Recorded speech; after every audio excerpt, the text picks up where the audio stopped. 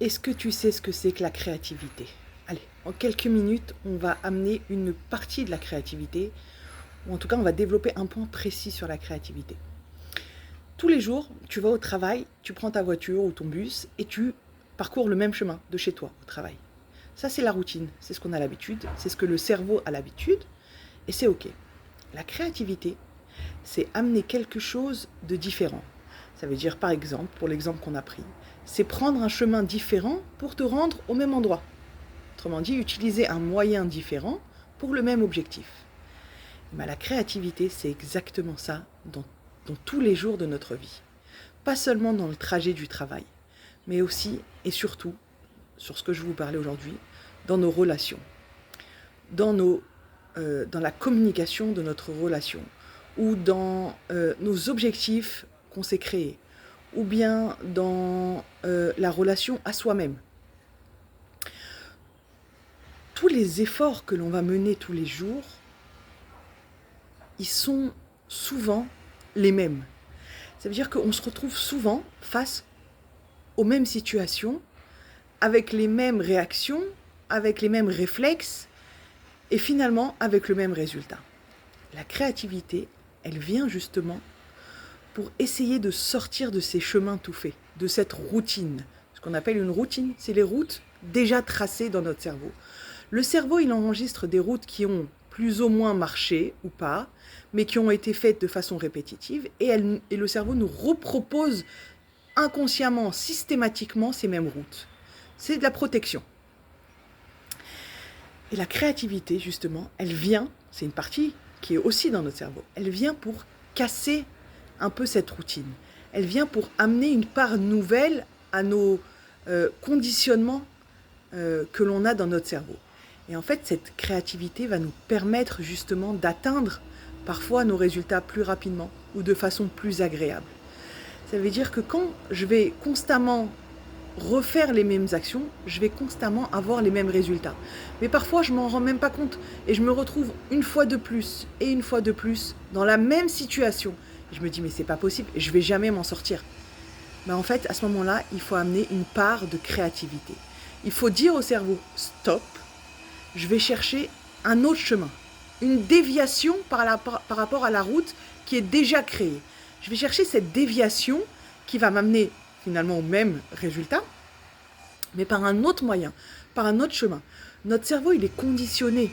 Ça veut dire qu'il a déjà tracé beaucoup de chemins tout faits pour ne pas justement qu'on risque quelque chose de nouveau. Par protection de nous-mêmes, le cerveau, il crée ça, pour nous protéger.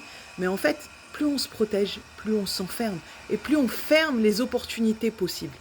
C'est-à-dire que quand on fait A plus B égale C, et on fait ça toute notre vie, métro, boulot, dodo, et ça s'applique même dans nos relations, dans notre communication, que ce soit avec notre mari, avec notre femme, avec nos enfants, avec nos parents, avec nos amis, peu importe. Dans toutes les relations, on a des relations toutes faites, toutes prêtes. On est très peu ouvert à la nouveauté par peur. Pas par méchanceté, pas par non-volonté, mais par peur.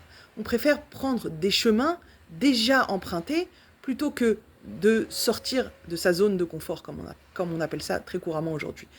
Mais en fait, quand on dit au cerveau, stop, j'ai besoin de ce résultat, et je veux trouver une autre solution pour y arriver parce que toutes celles que j'ai pas essayées, toutes celles que j'ai déjà essayées n'ont pas marché, je développe ma créativité.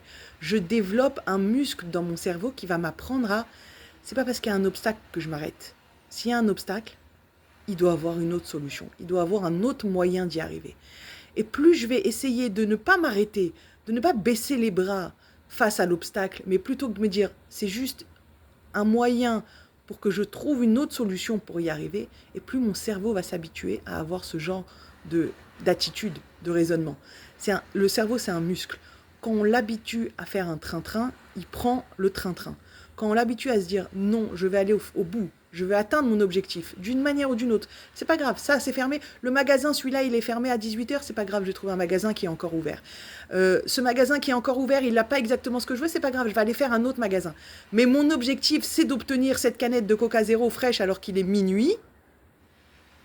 D'une manière ou d'une autre, je vais l'obtenir. À la fin, on l'obtient.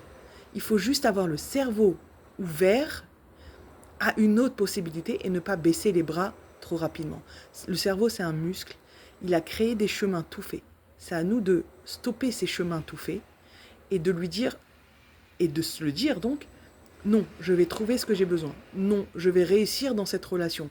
Non, je vais réussir à parler avec mon fils. Si c'est pas à cette heure-là, ça sera à une heure prochaine. Si c'est pas de cette façon-là, je vais atteindre mon objectif d'une autre façon. Mais je veux parce que c'est important pour moi, parce que ça fait partie de mes valeurs, parce que ça fait partie de mon objectif pour avancer dans ma vie. Alors, d'une manière ou d'une autre, il faut habituer le cerveau à ne pas baisser les bras, à ne pas fermer au premier obstacle. La créativité, justement, c'est trouver une déviation au chemin habituel pour arriver à notre objectif. Alors, Be'atzlacha, bonne journée.